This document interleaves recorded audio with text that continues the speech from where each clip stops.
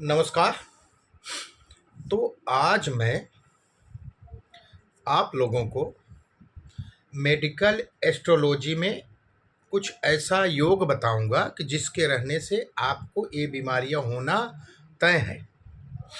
तो इस सीरीज में आज हम जहां तक हो सकेगा आपको बताएंगे, नहीं तो अगले दिन बताया जाएगा। कुछ ग्रहों को लेकर पूरा बताएंगे, ठीक है? नहीं तो वीडियो लंबा हो जाएगा। तो चलो शुरू करते हैं। कुंडली में, किसी भी कुंडली में, चाहे वो मेल हो या फीमेल हो, किसी की भी कुंडली में शनि का संबंध अगर सूर्य से होगा, जानिए, शनि का संबंध अगर सूर्य से होता है तो उस जातक को, अब जातक बोल रहे हैं, आप इसको मेल फीमेल दोनों के संबंध में समझिए, तो उस जातक को दाईं आंख में प्रॉब्लम होगी ही होगी, ये जान लो। सूर्य का संबंध शनि से होगा तो दाहिनी आंख में समस्या होगी, और वहीं शनि का संबंध चंद्रमा से हुआ तो आपकी बाईं आंख में प्रॉब्लम होगा ही होगा। अगर राहु का संबंध, अगर कुंडली में राहु का संबंध सूर्य या चंद्र से होता है तो आपकी दूर की नज़र कमज़ोर होगी ही होगी, ये भी जान लो। समझ गए आप? अगर राहु का संबंध सूर्य और चंद्रमा से होता है, एक प्रकार का पितृदोष भी होता है, ठीक है? तो आपका जो है दूर की नज़र कमज़ोर होगी ही होगी, चश्मा लगेगा। और वहीं, ठीक है, केतु का संबंध सूर्य और चंद्रमा से होगा तो नज़दीक की नज़र खराब होगी। ये है मेडिकल एस्ट्रोलॉजी की आँख से।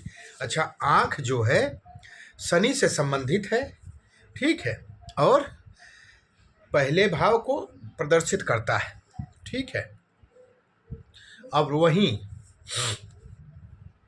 अगर केतु से संबंध हुआ तो नज़दीक की नज़र खराब होगी। सर्जरी अगर होनी है, मान लीजिए किसी की आँख की सर्जरी होना है, तो आप ये देखिए कि केतु प्लस मंगल का संबंध अगर हो रहा हो, ये भी जान लो, जो मैंने आपको कॉम्बिनेशन बताया अभी, उस कॉम्बिनेशन में 212 में, 17 में, 311 में, ठीक है, अगर एक युति में हो, अगर केतु मंगल से संबंधित होगा ये योग, तो ये सर्जरी करवाएगा ही करवाएगा, ठीक है। आँख की सर्जरी होना तय है, ये भी जान लो।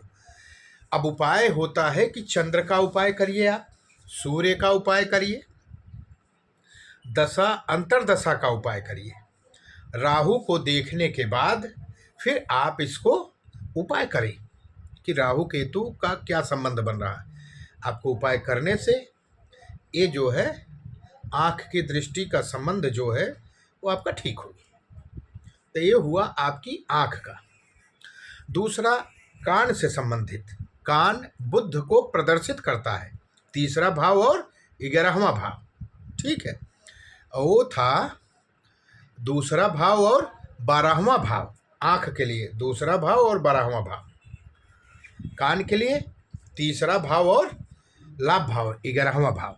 कान का राहु और बुध की युति हो, किसी भी जातक की कुंडली में, जातक जातिका के राहु और बुध की अगर युति है तो आप समझिए कि आपको ऐसा फील होगा कि जैसे कुछ आहट हुई है पीछे से, ठीक है, जैसे कोई अचानक पीछे आहट हुई है, एक बहम होगा आपको, बहम की स्थिति होगी आपको, आवाज़ सुनाई देना, ये भी आपको फीलनेस होगा ही होगा। राहु अगर बुध की युति है तो ऐसा लगेगा जैसे मैंने पीछे से कुछ सुना, कोई आहट हुई, क्योंकि राहु ध्वनि है और छाया है, ठीक है। अब वहीं बुध और केतु का संबंध अगर होता है कुंडली में तो कान की सर्जरी होना तय है। केतु अगर आपको पीड़ा है तो उससे मुक्ति देगा। केतु हर चीज को, आपको जिस चीज से प्रॉब्लम है उससे आपको पीड़ा से मुक्ति देता है। केतु का काम ही आपको मुक्ति देना है। तो इसको कभी ये मत समझ लीजिए आप लोग कि जैसे केतु का संबंध है, हो सकता है केतु अच्छे के लिए आपको कुछ कर रहा हो। तो बुध केतु है तो कान की सर्जरी होना तय है। कान की समस्या राहु और केतु के साथ पीड़ित बुध से होता है। कान की जो भी समस्या है राहु केतु के साथ में पीड़ित होगा अगर बुध, तो आपको होना ही होना है। ठीक है। अब इसकी सर्जरी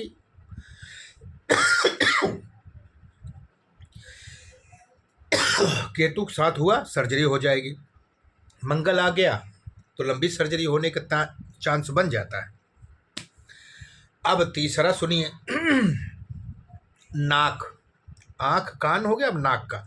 नाक बृहस्पति का प्रभाव रहता है नाक पे, ये दूसरा भाव है। अगर गुरु के साथ राहु हो तो एक कोरोना जैसी बीमारी को प्रदर्शित करता है। कोविड जिसको जो पिछले 2020 में हुआ, ये राहु और गुरु का संबंध बना हुआ था, इसलिए कोविड जैसा सांस लेने में दिक्कत होगी। राहु और गुरु जिसकी भी कुंडली में एक साथ होंगे, सांस लेने में दिक्कत होगी, क्योंकि राहु बैक्टीरिया है, जीवाणु कीटाणु है वो। ठीक है। साइनस की प्रॉब्लम होना तय है अगर राहु और गुरु साथ में हैं तो। अब वहीं केतु के साथ गुरु का संबंध बनता है तो नाक में ब्लॉकेज होगा। कहीं सुने नहीं कि नाक, एक कान खुली है एक कान बंद है, सांस लेने में दिक्कत होती है। ठीक है। नाक में ब्लॉकेज होगा, एक नाक खुली होगी एक बंद होगी। सर्जरी भी करवाता है, अगर गुरु केतु है तो सर्जरी आपकी करवाएगा ही करवाएगा। मंगल का संबंध अगर बन जाता है तो सर्जरी करवाएगा। सूर्य का संबंध होता है तो जो हड्डी बढ़ती है उसको ऑपरेशन करके निकाला जाता है। ठीक है। ये योग आप समझ लीजिए। अब वहीं जुपिटर यानी कि गुरु बृहस्पति के साथ चंद्रमा का संबंध बन जाए तो रनिंग नोज, जो देखते नहीं किसी किसी का नाक बहने के चांस ज़्यादा बुढ़ापे तक बहता रहता है, ठीक, बहुत आदमियों को देखा जाता है, तो रनिंग नोज होता है, नाक बहती रहती है। गुरु बुध का संबंध अगर बन गया तो आपको रात में खर्राटे आएंगे, लंबे खर्राटे आएंगे, ये भी जान लीजिए। रात में सोने नहीं देंगे आप किसी को।